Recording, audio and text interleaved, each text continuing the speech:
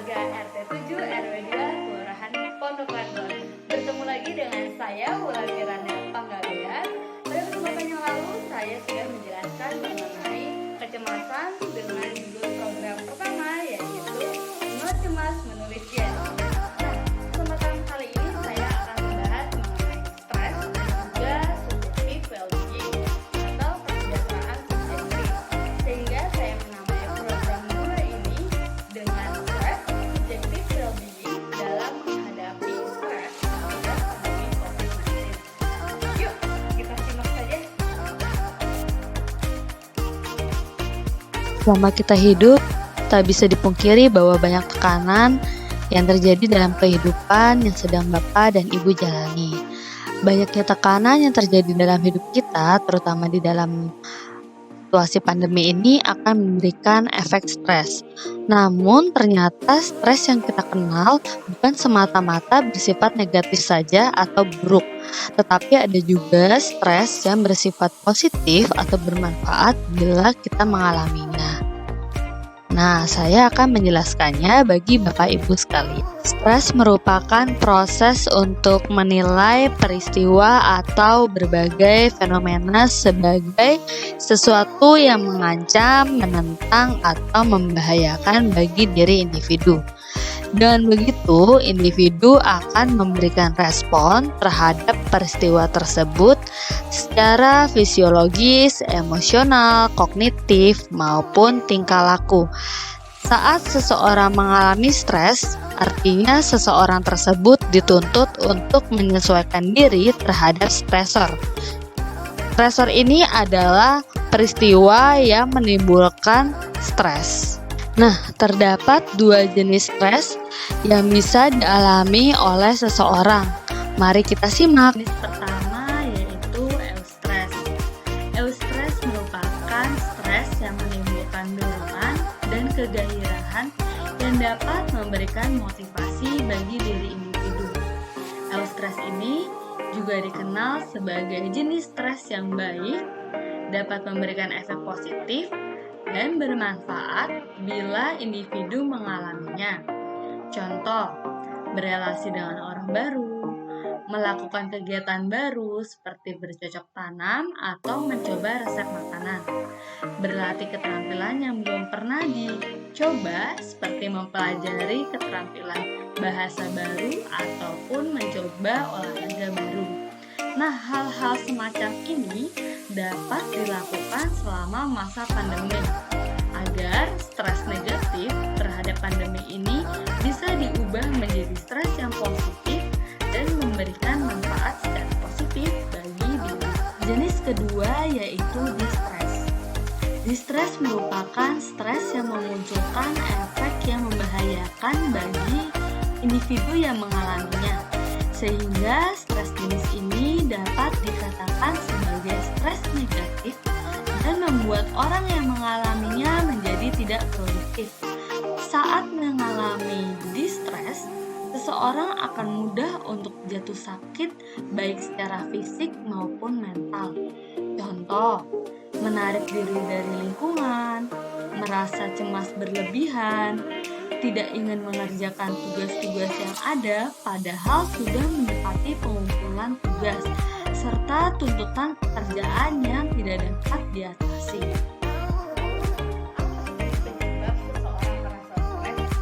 Secara internal atau berasal dari dalam diri dapat diklasifikasikan menjadi 3. Yang pertama yaitu tipe kepribadian yang dimiliki oleh seseorang. Apakah seseorang itu mempunyai sifat pemarah, agresif, ambisius, dan sebagainya. Misalnya seseorang yang mempunyai sifat pemarah.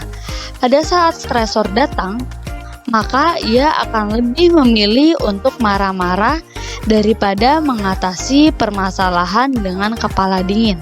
Kedua, yaitu adanya kemampuan dalam menyelesaikan masalah serta mampu beradaptasi dengan stres yang datang. Hal ini dipengaruhi oleh tingkat kecerdasan, kemampuan berpikir, maupun fleksibilitas seseorang. Terakhir yaitu persepsi individu terhadap peristiwa yang dialami. Saat seseorang mengalami sebuah peristiwa, ia harus bisa mengenali apakah peristiwa tersebut memberikan efek positif atau negatif. Apabila stresor yang datang bersifat positif dapat dikatakan sebagai eustress. Tetapi apabila stresor yang datang bersifat negatif, maka itu adalah distress. Secara eksternal dapat dibagi menjadi dua, yaitu jumlah peristiwa yang menjadi stresor, di mana banyaknya peristiwa yang dinilai sebagai stresor bagi seseorang serta kemunculannya secara bersamaan akan berpotensi tinggi untuk seseorang mengalami stres. Hal ini dapat dikendalikan oleh seseorang, yaitu dengan cara menilai stresor yang datang dan memberikan coping. Coping ini adalah respon seseorang terhadap stres. Kedua yaitu situasi tertentu yang dialami oleh seseorang. Hal ini dapat dilihat dari dengan siapa seseorang tinggal dan menjalani hidup, serta seberapa lama seseorang mengalami stres. Misalnya, seorang anak yang hidup dengan ayah yang suka memukul dirinya dan memberikan banyak tekanan pada dirinya, maka besar kemungkinan ia akan mengalami tingkat stres yang tinggi dibandingkan dengan anak yang mempunyai ayah penyayang dan tidak suka memukul. Bagaimana cara orang untuk menghadapi stres yang dialami? Yaitu dengan strategi coping. Coping merupakan respon seseorang untuk mengontrol, mengurangi, mentolerir ancaman yang menimbulkan stres dengan cara tertentu. Cara ini untuk setiap orang berbeda-beda loh, tergantung dengan jenis stres yang dialami serta tipe kepribadian dari seseorang. Nah, terdapat dua jenis strategi coping yang dapat dilakukan oleh seseorang apabila sedang mengalami stres. Yuk kita simak. Coping jenis pertama yaitu coping yang berfokus pada masalah. Coping jenis ini merupakan strategi untuk mengatasi stres yang berpusat pada sumber masalah.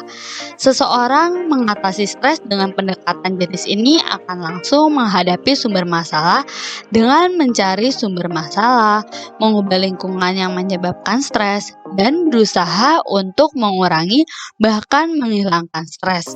Seseorang yang menggunakan pendekatan ini pula adalah seseorang yang yakin bahwa dapat mengatasi maupun mengontrol permasalahan yang menyebabkan dirinya mengalami stres.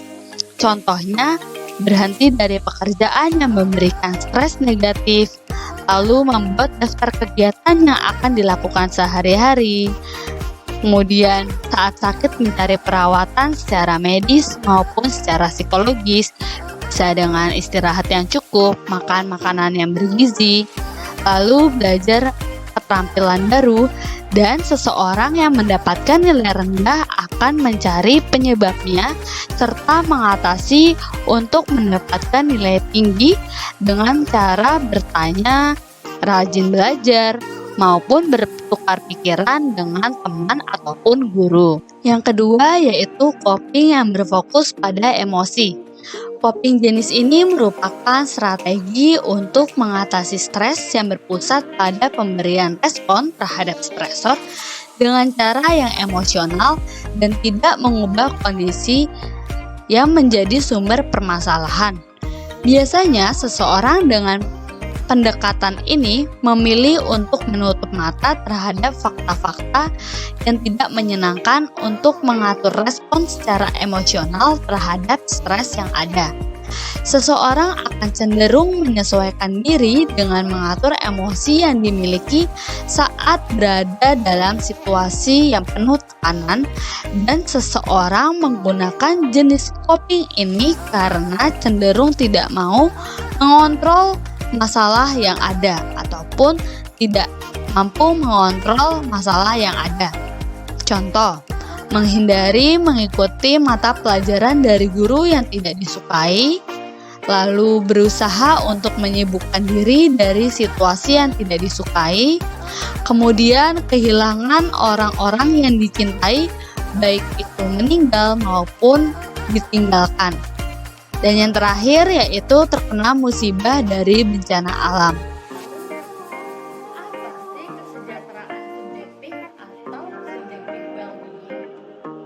Ada yang tahu nggak? Kesejahteraan subjektif atau subjective well-being adalah evaluasi dan penilaian secara subjektif oleh seseorang terhadap kehidupan yang dijalani, seperti penilaian secara kognitif, mengungkapkan perasaan maupun memaknai pengalaman yang telah dijalani. Hal ini dapat dilihat dari puas tidaknya menjalani kehidupan saat ini maupun menciptakan emosi yang positif ataupun yang negatif. Selanjutnya terdapat sudut pandang dalam subjective well-being. Pertama, secara pemikiran atau kognitif, yaitu mencapai kepuasan hidup yang telah dijalani seperti munculnya perasaan cukup, damai, dan puas. Kedua, secara sikap atau afektif, yaitu melibatkan emosi dan mood secara menyenangkan maupun yang tidak menyenangkan. Saat dalam situasi yang menyenangkan, seseorang cenderung memberikan respon positif. Sebaliknya, pada situasi yang tidak menyenangkan akan memberikan respon negatif atau buruk.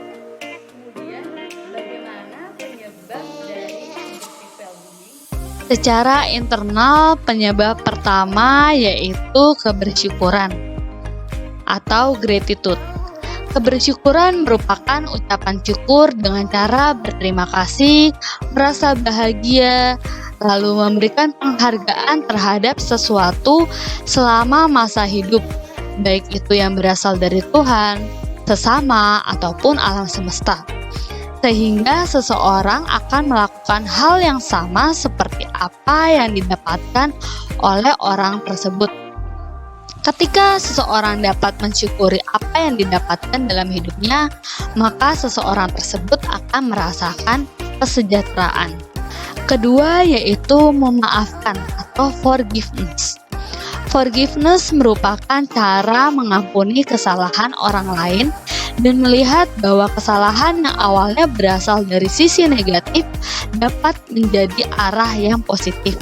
Dengan cara memaafkan kesalahan orang lain ataupun tindakan orang lain yang menyakiti seseorang, maka kesejahteraan akan meningkat. Yang ketiga yaitu kepribadian atau personality. Kepribadian adalah pola unik dari pikiran, perasaan, maupun tingkah laku seseorang dan tidak berubah secara lintas waktu serta kondisi. Kepribadian ini pastinya berbeda antara orang yang satu dengan yang lainnya. Namun dapat berubah sesuai dengan lingkungan dan faktor lainnya.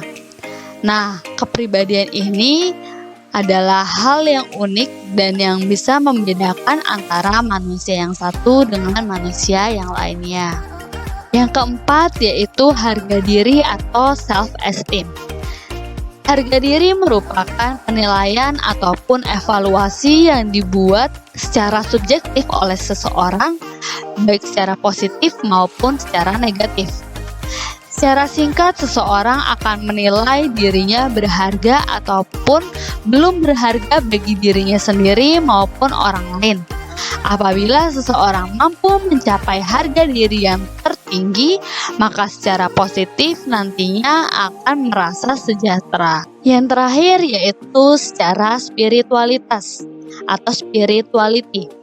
Spiritualitas adalah hubungan yang terjalin antara manusia dengan Tuhan. Hal ini disesuaikan dengan kepercayaan yang dianut oleh masing-masing individu. Spiritualitas ini mampu membuat seseorang menjadi sejahtera karena adanya ajaran-ajaran yang diajarkan pastinya baik dan dapat membantu seseorang untuk merasa sejahtera dalam menjalani kehidupan. Itu penyebab eksternal, yaitu dukungan sosial.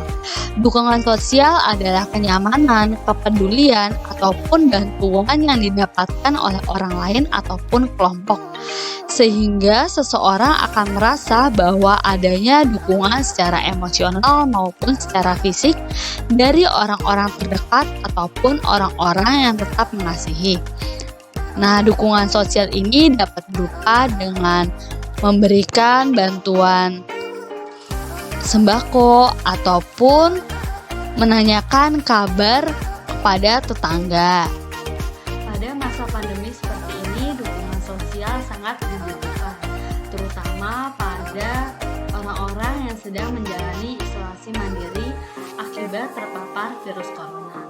Orang-orang ini bisa tetangga kita, ataupun keluarga kita, maupun kita yang sedang menjalani isolasi mandiri. Lalu, apa sih yang perlu dipersiapkan dan dilakukan dalam menjalani isolasi mandiri?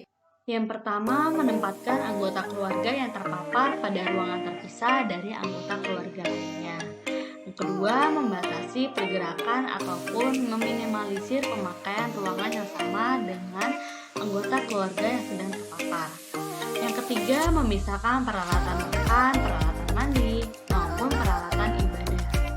Yang keempat, dilarang untuk makan bersama-sama dengan anggota keluarga lainnya.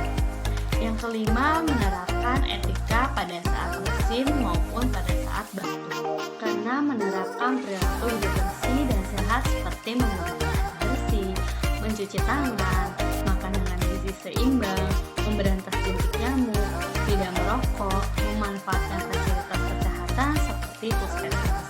Yang ketujuh, menerapkan perlindungan pribadi seperti menggunakan masker di dalam rumah, mencuci tangan dengan air mengalir, jangan lupa sabun ya, mencuci perlengkapan pribadi, dan selalu membersihkan permukaan benda.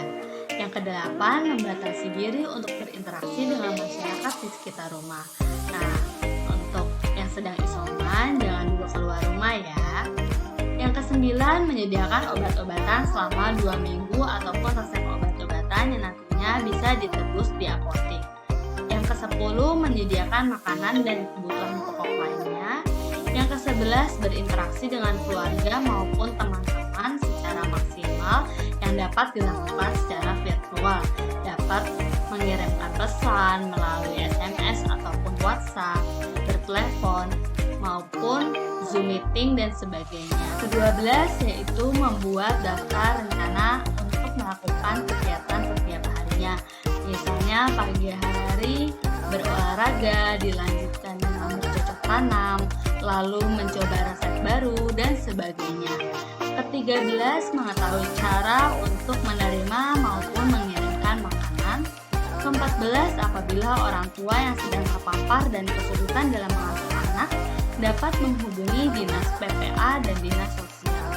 Ke-15, apabila membutuhkan layanan konseling, dapat menghubungi layanan sejiwa di nomor 119 ekstensi 8. Dan yang terakhir, sangat penting untuk menyimpan nomor-nomor penting dan alamat website untuk mengetahui berbagai informasi mengenai virus corona, seperti nomor keluarga terdekat, nomor kepala RT atau RW, nomor tetangga sekitar, Badan Nasional Penanggulangan Bencana yang ada di nomor 117, layanan Kementerian Kesehatan di 119 ekstensi 9, serta alamat website seperti Kemenkes, Badan Nasional Penanggulangan Bencana khususnya di DKI Jakarta.